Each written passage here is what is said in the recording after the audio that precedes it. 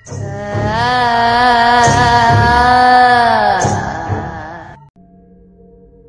और भूतों की दुनिया बहुत पुरअसरार है।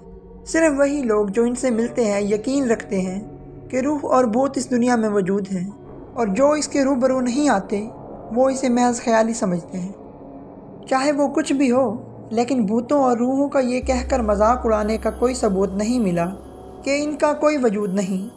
अस्सलाम वालेकुम दोस्तों, welcome back to my YouTube channel. दोस्तों, उम्मीद है आप सब खैरियत से होंगे।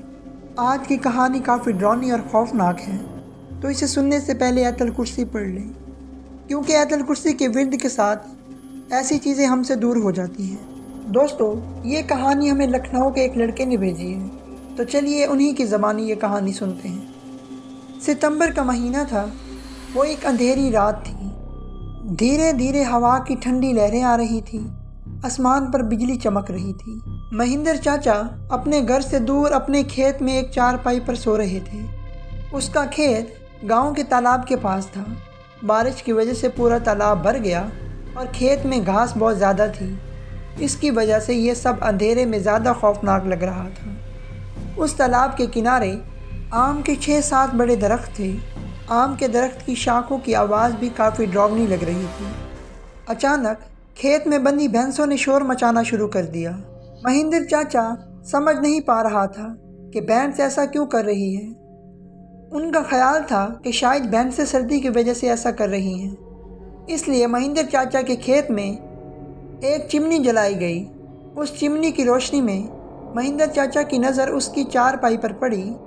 उसने देखा कि एक औरत उसकी चारपाई पर बैठी है। ये देखकर उसका जिस्म कांपने लगा। उसी लम्हे आसमान पर बिजली की एक ज़ोरदार चमक थी। अगरचा महेंद्र चाचा बहादुर था, लेकिन आज वो भी थोड़ा सा खौफ महसूस कर रहा था। उसी वक्त चाचा ने आग में कुछ घास डालकर आग को बढ़ा दिया, जिससे औरत साफ नज़र आ रही थी। तपान के साथ बढ़ते हुए महेंद्र चाचा चिल्लाया, कौन है? लेकिन सामने से कोई जवाब नहीं आया। इसलिए चाचा हैरान थे। उसके जहन में कोई नई बात आई। चाचा उठ खड़े हुए। इसलिए महेंद्र चाचा ने सोचा कि अब डरने से कुछ नया हो जाएगा। मुझे हिम्मत से काम लेना पड़ेगा, क्योंकि जो डर जाए वो मुर्दा समझ जाता है। महेंद्र चाचा ने एक बड़ी छड़ी हाथ में ली और बोले, तुम कौन हो? तुम्हें क्या लगता है कि मैं तुमसे डरता हूँ? लेकिन सच ये था कि अंदर से चाचा खौफ से पूरी तरह कांप रहे थे। चाचा की ये गुस्से भरी सूरत देखकर वो औरत खड़ी हो गई और ज़ोर से बोली, क्या तुम मुझसे नहीं डरते? चाचा ने हिम्मत दिखाई और कहा, तुम यहाँ से चले जाओ, वरना मैं तुम्हें लाठी मार कर तुम्हारा सर तोड़ दूँगा। ये कहते ही महेंद्र चाचा ने अपनी लाठी उठाई और साथ ही उस खातून ने आवाज़ बुलंद की, अब तुम मुझे मेरे ही घर से निकाल दोगे? मेरा बचपन यहीं गुजरा है, ये मेरा घर है, मैं यहाँ बरसों से रह रही हूँ। ये सुनकर चाचा का खौफ और गुस्सा दोनों पुरसकून हो गए। उसे लगा कि वो अपने सामने खड़ी औरत को जानता है।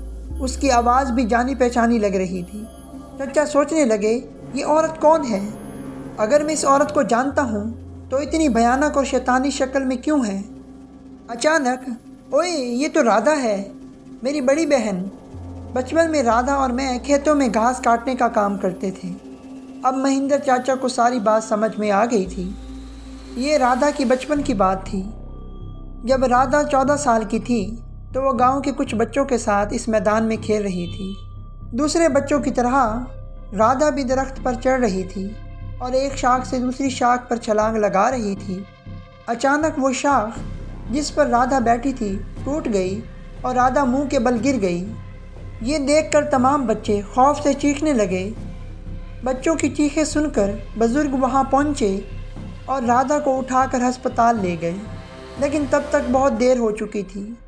राधा मर चुकी थी। महेंद्र चाचा को ये सब बातें याद आ गईं और वो सीधा राधा के पास गया और रोने लगा। जब गांव वालों को उसका इल्म हुआ तो सारे गांव वाले हैरान रह गए। दरअसल ये राधा थी। गांव के एक बुजुर्ग ने कहा, जब राधा की मौत हुई वो बच्ची थी, इसलिए उसे बच्ची समझकर दफना दिया गया। वाकया उसको जलाने की ज़रूरत थी, इसलिए राधा की रूह आज तक भटकती रहती है। महेंद्र चाचा ने फ़ौरन राधा को उसकी जगह से निकाल लिया जहां उसे दफन किया गया था। किसी में उसके करीब जाने की हिम्मत नहीं थी।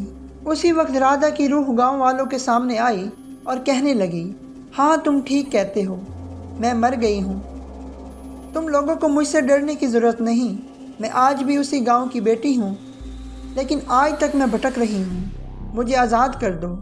बाद में महेंद्र चाचा ने राधा की लाश की आखिरी रस्मात अदा की और उसकी रूह को सुकून बख्शा। दोस्तों, आपको आज की कहानी कैसी लगी? अपने अपने ओपिनियन ज़रूर दीजिएगा।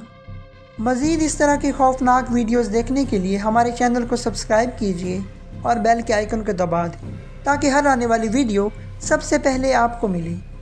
मिलते हैं एक नई वीडियो के साथ, तब तक के लिए अल्लाह हाफिज़।